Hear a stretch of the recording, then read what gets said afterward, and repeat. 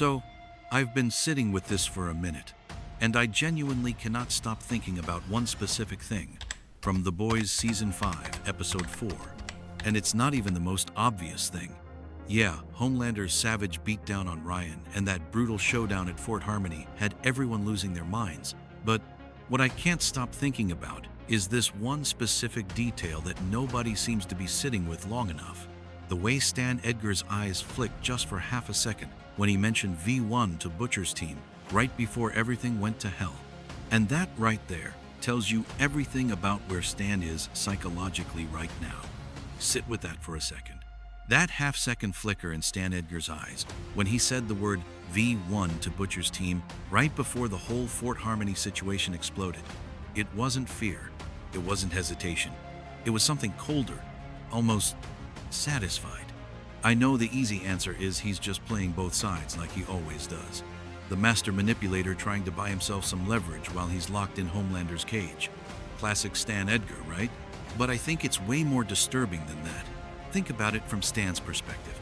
This is a man who built Vought from the ground up.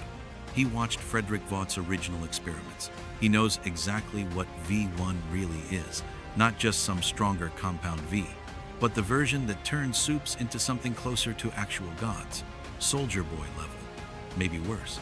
And when he dropped that little piece of information, that tiny eye flick, it felt real. Like he wanted them to chase it. Like he wanted both sides racing toward Fort Harmony. That reaction wasn't panic. It was calculation. Because here's what I think is actually happening. Stan Edgar isn't trying to survive this war anymore. He's trying to make sure it ends with no winners. He's planting the match in a room full of gasoline and quietly stepping back to watch everything burn, including Homelander, including Butcher, including whatever nightmare is still sleeping inside those old Vought labs. And that right there quietly changes how we have to look at every scene with him for the rest of the season. Okay, but let me back up for a second, because that half-second eye flick from Stan Edgar when he dropped the word V1 to Butcher's team isn't just a random micro-expression. It's the key that unlocks everything that went down at Fort Harmony. Now, can we talk about Stan Edgar for a minute? This is a guy who has always played the long game. He built an empire on Compound V, watched generations of supes rise and fall, and lost his own daughter to this war. When he's sitting there as Homelander's prisoner and still finds a way to slip that information to the boys, that flicker in his eyes feels like the first honest thing we've seen from him in years. That honestly makes it so much darker, because it's not survival anymore. It's quiet, calculated mutual destruction. Am I reading too much into this? Maybe. But think about it from Stan's perspective. He knows V1 doesn't just make you stronger. It makes you something closer to a god, or a monster that can't be controlled. I want to come back to something I mentioned earlier with Butcher.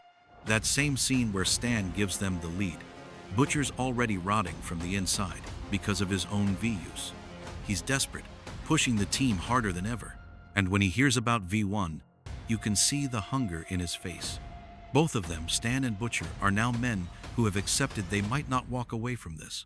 They're both willing to burn the whole world down if it means taking Homelander with them. That parallel is brutal. Butcher used to fight monsters. Now he's becoming one, racing toward the same forbidden power that created them. Let's shift to Homelander for a second. He's out there obsessing over V1 like it's the missing piece that will finally make him untouchable. But what if Stan knew exactly how Homelander would react? What if that eye flick was Stan counting on Homelander's god complex to drive him straight into whatever nightmare is still alive inside Fort Harmony? That reaction felt real, like Stan was almost smiling inside. It quietly suggests Homelander isn't the one in control anymore. He's being herded, just like everyone else. And then there's Ryan. After that savage beating from his father in episode 3, the kid is spiraling. If V1 ends up in play and Homelander gets his hands on it, what does that do to Ryan psychologically? Does he see his dad become truly immortal and finally give up? Or does it push him toward Butcher's side even harder? Both of them, father and son, are products of the same toxic Vought machine. That honestly makes the whole family tragedy so much darker.